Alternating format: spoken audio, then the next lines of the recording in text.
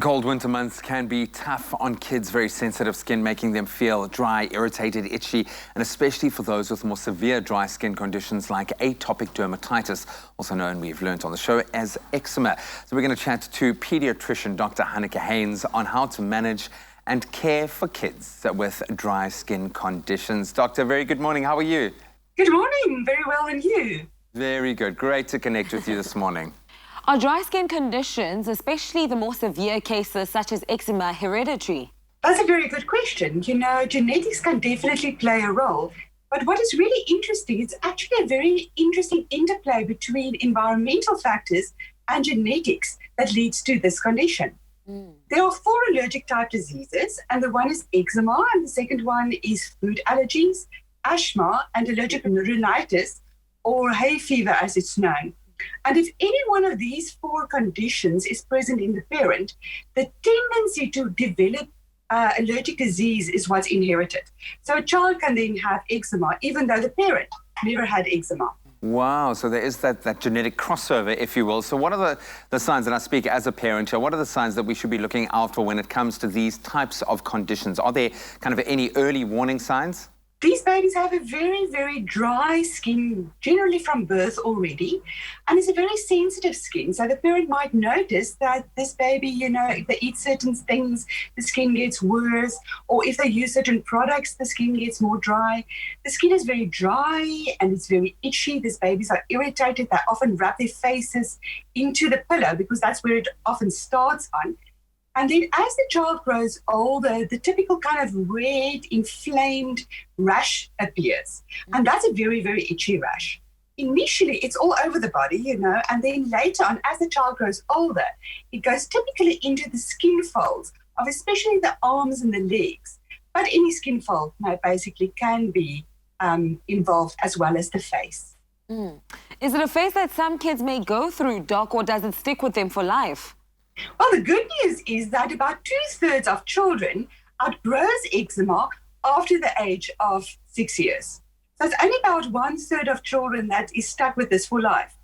It generally does get a lot better.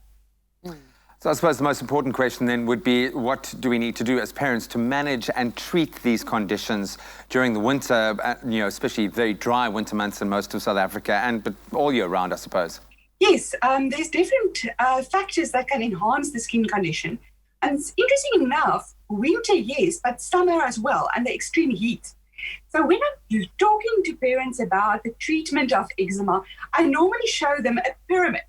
And the most important part of the pyramid is the bottom. It's moisturization with emollients.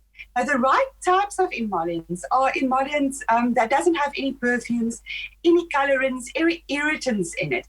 And it's extremely important that the parents moisturize at least twice a day, even more if possible. So feed the skin, constantly feed the skin. I always say the skin is like a wall that is consisting of bricks and cement. And in children with eczema, the cement is crumbling, and this wall becomes open, so there's a lot of moisture that escapes out of the skin, and the skin is dry and sensitive, and then anything that doesn't normally irritate skins can enter the skin. So a perfume or a colorant irritates the skin and makes the rash worse. So after moisturization, the second most important part is washing the skin with the right products. And we're not talking about washing with soaps. It's more emollient. So we want a kind of a cream-based wash that's especially designed, or you can even wash with the emollient yourself and not use any soaps, because soaps irritate it even more. And then when we're looking on the third layer, there is what we call repair creams. So these are special kind of creams that is designed to help repair that skin barrier. And the skin barrier is that wall that has got the bricks and cement. So it helps to repair the cement and keeps the moisture inside the skin. And this is a kind of a cream that goes especially on the dry rash areas. And then only last is the prescription creams that comes into place. And the prescription creams are your typical cortisones or steroids. And then there are a couple of other kind of creams that's also non-steroidal that can help with the inflammation. So that's only the last part.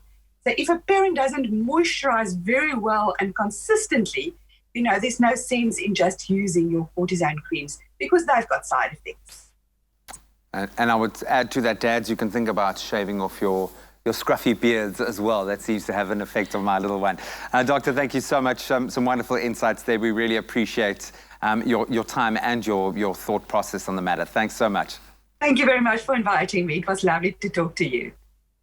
Dry skin conditions can be tough on kids' young, sensitive skin, especially during the colder months of the year. But with the right tools and skincare products, dry skin conditions can be managed. DEXERYL skincare range is formulated specifically to treat dry skin and conditions such as atopic dermatitis, giving your skin the love it deserves. Do you have dry skin caused by hand sanitizing? Keep the moisture balance with DEXERYL, scientifically proven to restore dry skin. DEXERYL, evidence makes us.